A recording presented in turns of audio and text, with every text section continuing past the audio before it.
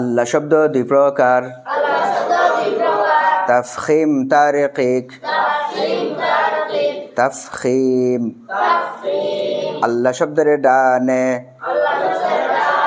ফাতহা বা দম্মা থাকলে তাফখিম করে পড়তে হয়। হুয়াল্লাহ, নাসরুল্লাহ,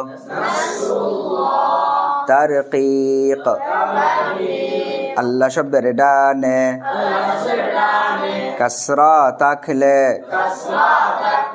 তারকিক করে পড়তে হয়। বিসমিল্লাহ, দীনিল্লাহ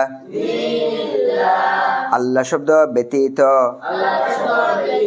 অন্য শব্দের লাম তারকিক করে পড়তে হয়। কাল্লামাল্লাহ, ফায়ুদিল্লু